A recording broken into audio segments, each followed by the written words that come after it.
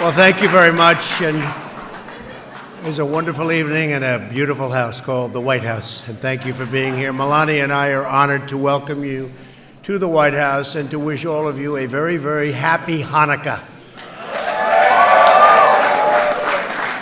We're joined tonight by our fantastic Vice President, Mike Pence, and our Second Lady, Karen. Thank you, Karen. Mike, thank you very much. I also want to thank my daughter, Ivanka, and my son-in-law, Jared, for joining us. Strong supporters of Israel. I'm also proud that the Jewish faith is so deeply woven into the fabric of my family. It's a great honor, I will tell you. I want to take a moment to recognize Melania for everything that she's done to make the White House such a beautiful and special place for this sacred season. Thank you, honey. Well, I thought I lost her for a second. Also joining us tonight are several of our great cabinet members. Secretary Steve Mnuchin, where's Steve? Steve, thank you. Attorney General Rod Rosenstein, where's Rod? Where's Rod? Rod, where are you? Why? He's entitled to a much better location than that. Thank you, Rod, very much. And FDA Administrator Scott Gottlieb. Scott, thank you. Thank you. Thank you, Scott. Thanks as well to Israel's ambassador, a friend of mine, a great gentleman, Ron Dermer, for being here. Ron. Thank you, Ron, very much. Tonight, we are especially grateful to be joined by the Pollock family, who lost their beloved daughter, Meadow, in a horrific Parkland shooting earlier this year. I've gotten to know him, and he's a great, great gentleman, I will tell you, great father, great man. To Meadow's father, Andrew, and to her stepmom, Julie, her brother, Hunter, you honor us with your presence and you inspire us with your courage, and thank you so much for being here, the whole family. We cannot imagine your sorrow, your pain. I was there with you. You went through so much and you're going through so much. But we promise to hold the memory of beautiful Meadow and every Parkland victim in our hearts forever. We are gathered together this evening to commemorate the triumph of the Jewish people in the face of terrible oppression. Hanukkah is the story of Jewish patriots who fought to reclaim their freedom more than 2,000 years ago. The Maccabees defeated a tyrant and a massive army and restored the Holy Temple. After their victory, they found only enough oil to light the lamp in the temple for a single night. Yet the light burned brightly for 8 nights, the miracle of Hanukkah. This year, we light the menorah. We reflect upon the extraordinary resilience of the Jewish people in the face of centuries of oppression. Our thoughts also turn to the victims and survivors of the anti-Semitic attack on the Tree of Life Synagogue in Pittsburgh. I was there, and it was horrible, and the rabbi was great. He was a tremendous gentleman. In the wake of these evil murders, Americans of all backgrounds have come together to express our unwavering determination to extract the vile poison of anti-Semitism from our world. Throughout history, we have seen that no darkness can overcome the light of the Jewish faith, and that no evil can overcome the unbreakable spirit of the Jewish people. So true. My administration will always stand in solidarity with our Jewish brothers and sisters, and we will always stand strong with our cherished friend and partner, the State of Israel.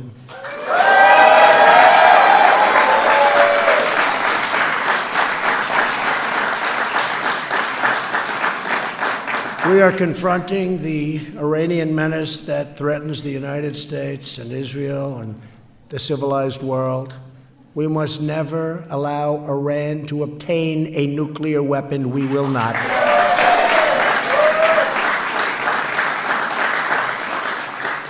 They are constantly screaming as loud as they can, death to America, death to Israel. It will not be our death. I promise you that. Last year, I withdrew from the horrible Iran nuclear deal and imposed the toughest ever sanctions on the Iranian regime. And it's a very much different country today than it was when I took office, that I can tell you. And exactly 1 year ago today, I know most of you don't care about this, at my direction, the United States recognized the true capital of Israel and quickly moved the American embassy to Jerusalem.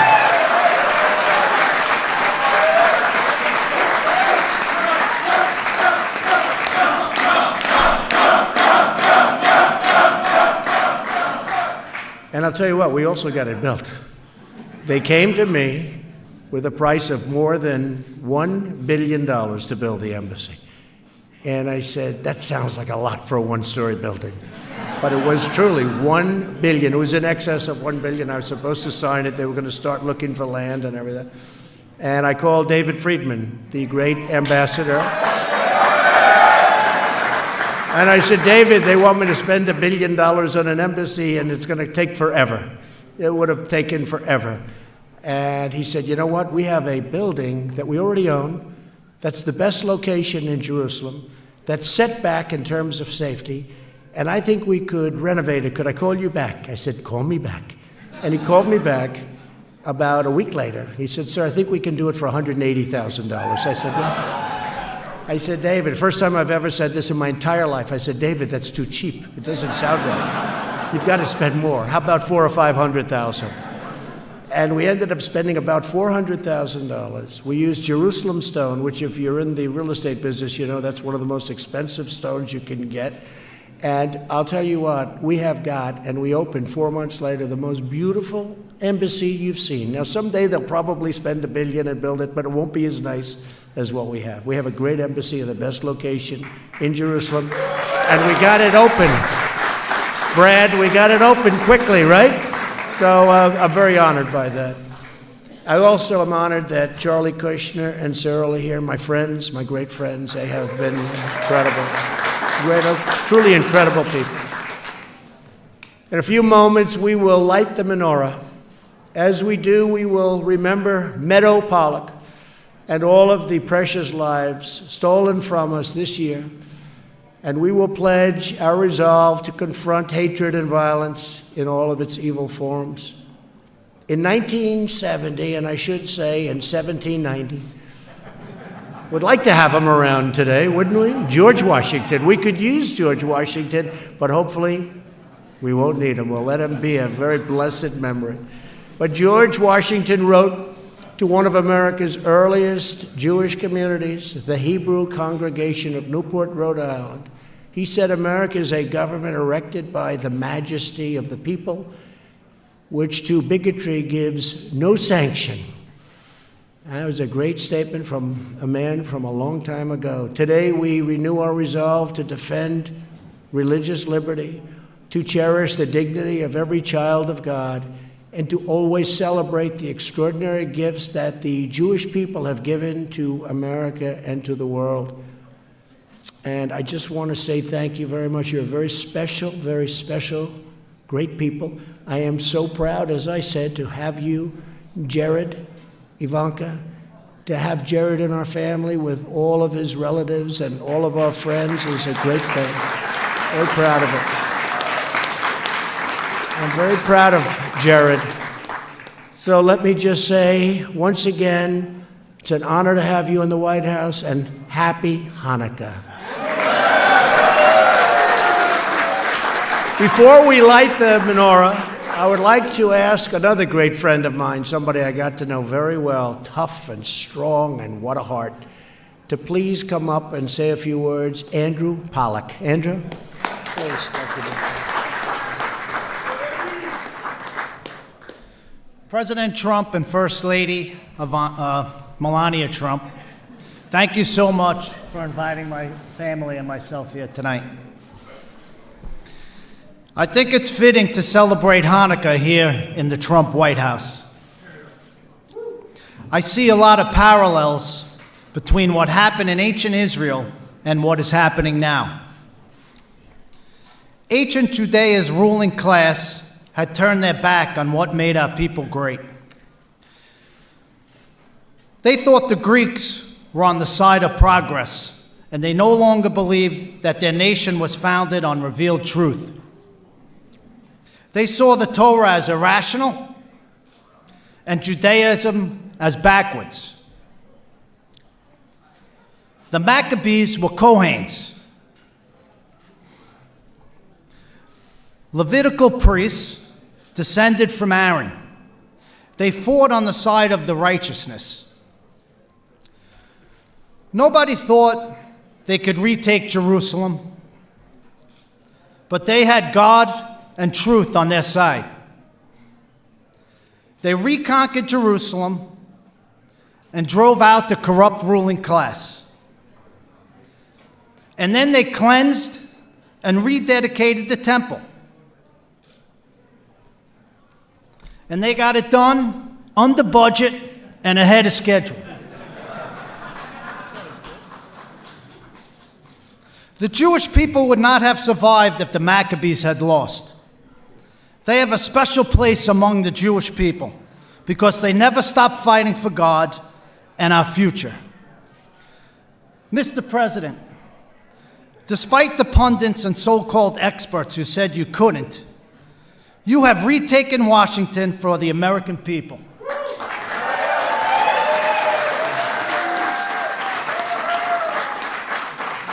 You are the greatest friend that the Jewish people have ever had in the White House.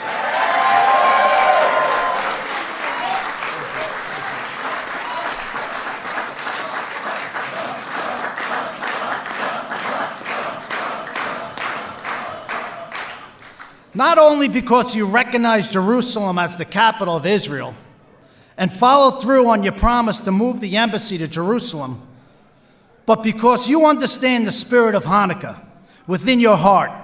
You're a fighter, and you understand that in order for America to survive, we have to keep on winning.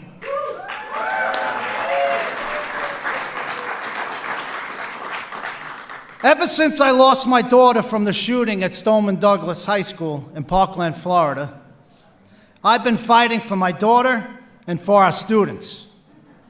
And I won't stop. Sometimes I think it has something to do with the fact that I am a Kohen.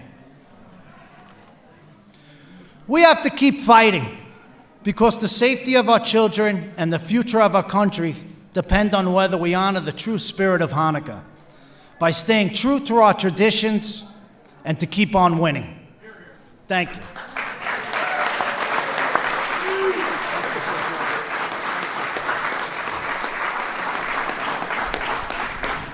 Very special family, and he's a special man, and I witnessed firsthand what he went through, and incredible the way he handled it, and what he's done since is just to make everybody aware of what went on and how we can solve problems is incredible. I just want to thank Andrew for being here and your family. Thank you. Very amazing. Thank you. Miriam, thank you for being here. Sheldon Adelson, thank you very much for being here. Sheldon, thank you both very much. And Brad, thank you very much for being here. I really appreciate it. That's really nice. I see you in the audience. Have to call you out. Thank you very much for everything you've done and said. I appreciate it very much. And now I'd like to ask Rabbi Friedman to come up and say a blessing while we light the menorah. Thank you. Thank you, everybody.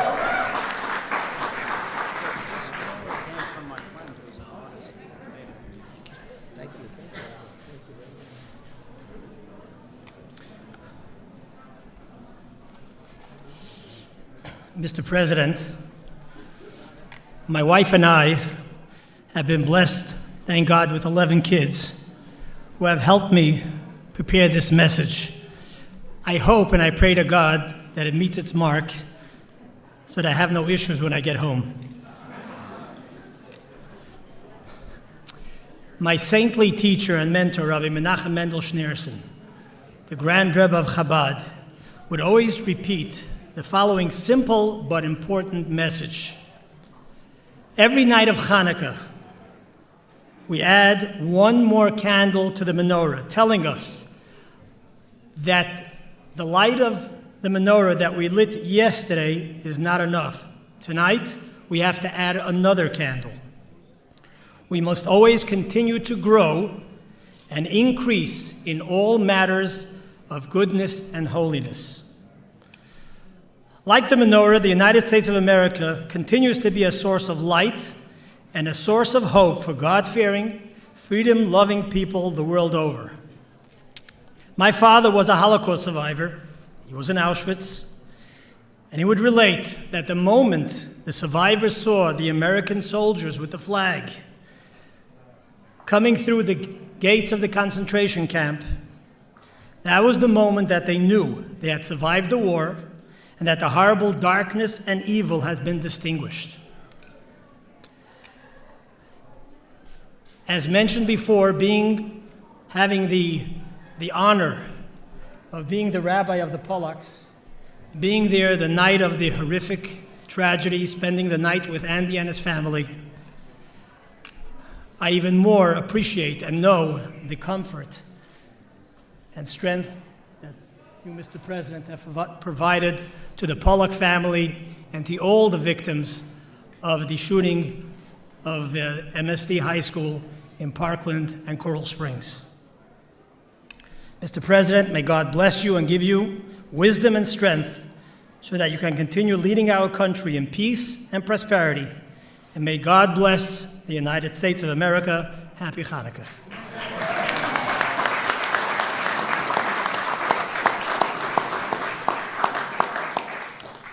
We will now proceed with the lighting of the menorah.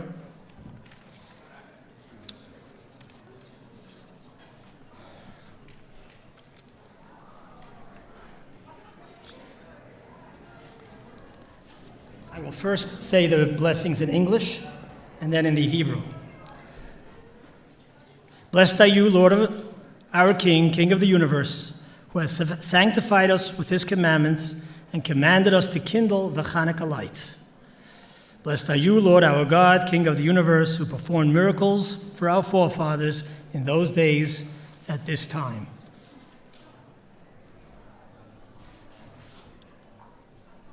Baruch atah Adonai Eloheinu melech haolam asher kiddushanu b'mitzvosav v'tzivanu lahadlik ner Chanukah.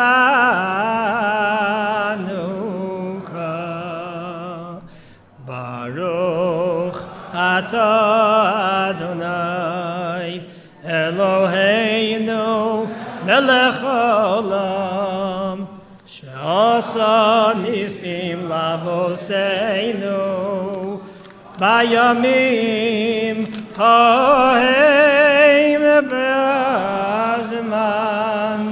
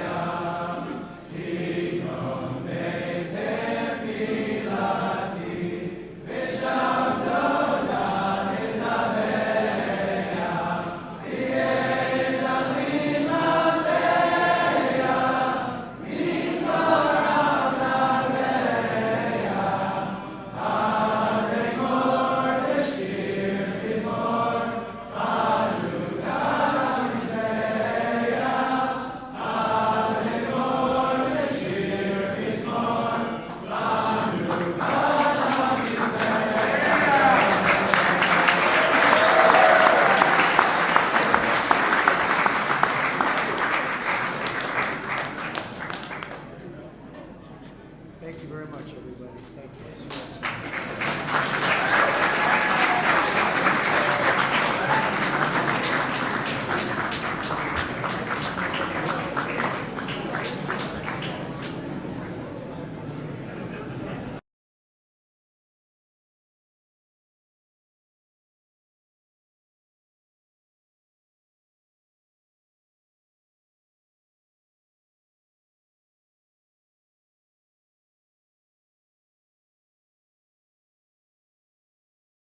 All right, folks, thank you very much for joining us and choosing us as your stream of choice. The president right now, hold on, let me show you guys real quick. So there's the president shaking hands with the vice president, as he knows a lot of people that are in the audience today. The president does. So again, thank you so much for choosing us as your stream of choice. This is the second speech that the president did on Hanukkah of today. We had an earlier speech and now this one. So thank you so much for tuning in and choosing Golden State Times as your stream of choice. If you are new to the channel and you like our coverage, then subscribe and click the notification bell. That way you get notified, hopefully from YouTube, when we go live. If you'd like to get notified directly by us, all you have to do is grab your cell phone and text America First to 555-888. And you'll get notified directly by us here at Golden State Times instead of YouTube. So we encourage you to do that. Also, if you'd like to help out Golden State Times continue operation here on YouTube, the link is in the description below. Thank you so much for your consideration, and I hope that you guys join us tomorrow for more live streams from President Trump. President Trump is going to be delivering a speech to police and law enforcement tomorrow. There's also going to be a State Department press briefing. There might be a White House press briefing, but we're not 100% sure on that because the president is going to be traveling tomorrow. So make sure you guys stay tuned live here at Golden State Times. We're going to be publishing the president's public schedule later on today for tomorrow. So make sure you guys stay tuned for that at goldenstatetimes.com. Again, that's goldenstatetimes.com. That's where we're going to be publishing the president's schedule as we receive it from Press Secretary Sarah Sanders. So make sure you guys stay tuned. Thank you so much for choosing Golden State Times as your stream of choice.